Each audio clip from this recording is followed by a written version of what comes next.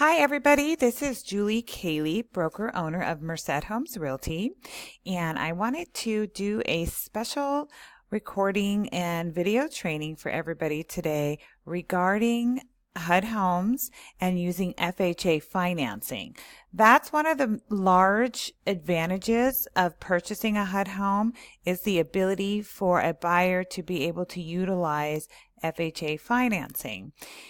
The current down payment requirement for FHA financing is 3.5%. So it is one of the lower cost down payment financing options out there for buyers who are looking to purchase a home.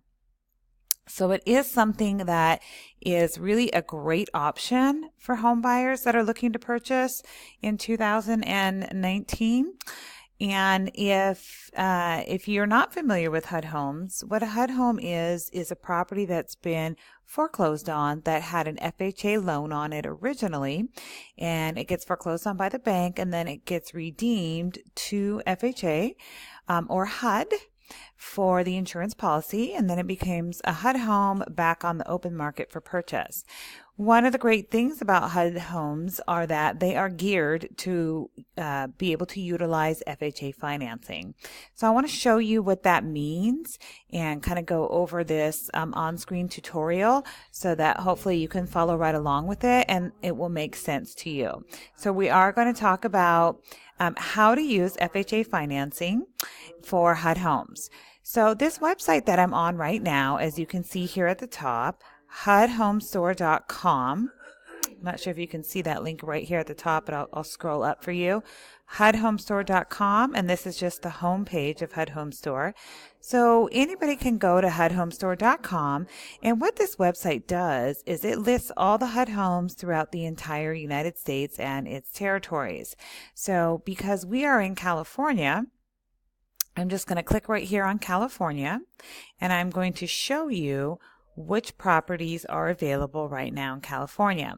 So the nice thing about HUD Home Store is it's very user-friendly and navigable. You could put in the county, the city, if you knew what street the property was on, etc. You could go in there and search. So I just pulled up California so that we can pick a property that's in our area here in Central California, and I can kind of show you what to look for and how it pertains to FHA financing. So I work mainly in the Merced and Stanislaus County areas. Currently there are no available HUD homes in Merced County, but I see one here in Stockton. So I'm just going to go ahead and click on this so that you can see what this looks like. Actually, before I click on it, I want to point out a couple of things to you. This right here is a photo of the property, obviously, and this is what we call the FHA case number, property address, the listing price. This indicates that it's new to the market, 3-bedroom, 2-bathroom, etc. So if I click on this, it's going to pull up the property information for me. Okay, so there's a couple of key things on this screen that I want to point out for home buyers and real estate agents alike. Okay, the first is the property information, which we talked about in regards to the address, the location, bed bath count, those types of things. But over here on this right hand side where it says listing information, it gives us the list date. But if we come back down here to where it actually says FHA financeable or FHA financing, it says IE, and then in parentheses says insured escrow with a little asterisk. And then the asterisk below says subject to FHA appraisal.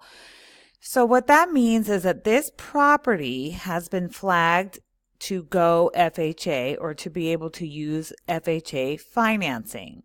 And right below that, you'll see the 203K eligible and yes. So that means that it's also possible to use 203K financing for this property. And for those of you who are not familiar with 203K, what a 203K is it's a rehab loan through the FHA product that allows that same 3.5% down payment, but it allows the borrower to finance improvements or repairs into the purchase price. So it is for owner occupants only. So there is not an FHA investor rehab loan out there, product, but there is for owner occupants. So that's a good option if a home needs a lot of work. So I just wanted to point that out. And just because it is 203K eligible doesn't mean that it has to go 203K either, because we do get that question from time to time. So going back to right above that, the FHA financing, i.e. insured escrow. So what that means is it is eligible to go FHA financing, but they have set it up for what's called an escrow holdback.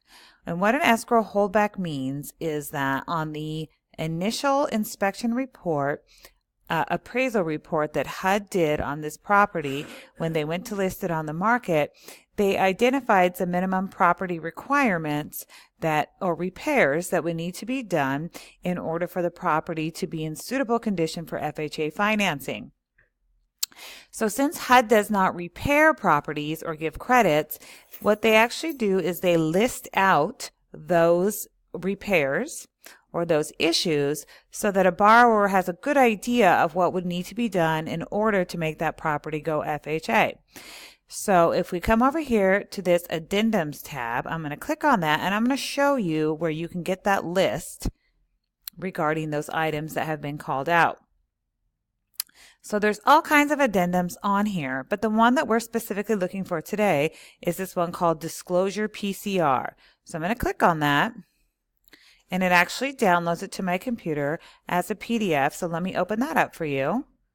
And I hope you can see it. Yes, you can see it. Okay. So this is called Listing Disclosure and Repairs Statement. Again, it has the insurance program as IE, which means insurable escrow, which also means that it's eligible for an escrow holdback. Okay. So when we scroll down here, we're going to take a look at exactly what those repairs are that were likely to be called out on an FHA appraisal.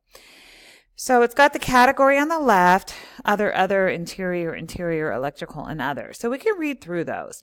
Exterior defective paint and patio cover no paint. Remedy is required. Replace floor covering. Replace cabinet doors, closet doors, and entry bedroom doors. So it's probably missing some doors. Repair ceiling and missing wall. So somebody took down a wall. Repair carbon monoxide detectors. Carbon monoxide detectors, outlet covers, and panel backplate. Install gas and electrical meters. So this property had the meters pulled. Some utility districts will pull meters. Other times they get vandalized. I haven't been out to this property personally, so I can't speak for sure on that. But these are the things that HUD's appraiser identified when they went out to visit the property of basic things that would have to be done in order for this property to go FHA. So that makes sense. And so in a regular real estate transaction, a buyer might think, oh, great. Well, let's just send this over as a request for repairs to the seller and ask them to do these repairs. Well, with a HUD home, HUD identifies these up front for the buyer, but HUD does not make any repairs or issue credits for repairs. So a buyer should factor this into their offer when they're making their offer, because this information would be available to a buyer or to a real estate agent or both prior to them submitting their offer. So the buyer from this point can take this into consideration, and then they can adjust their bid accordingly when they enter it in. Once we have an accepted offer or accepted bid on a HUD home, there is no renegotiation on HUD's part. Okay, so that's important to keep in mind. All the HUD homes are sold as is. So if I just close this down and I go back over to my HUDHomestore.com screen and back into this property,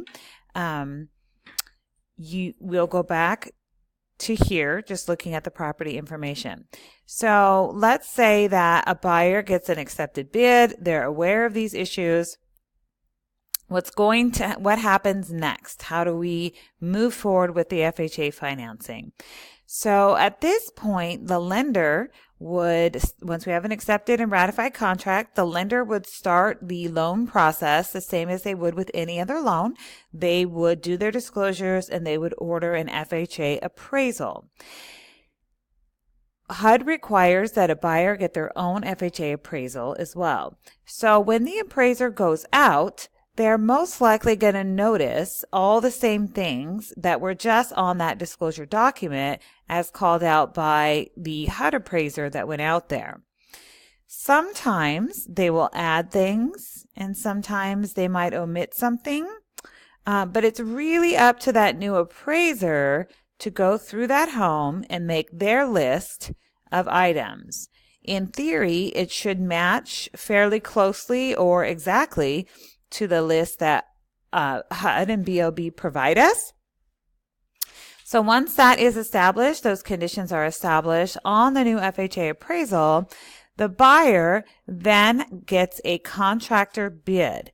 The buyer can use a contractor of their choice to go through and take that list and visit the property and give the buyer an estimate in writing of those repairs that would be necessary to make that property come up to FHA lendable standards.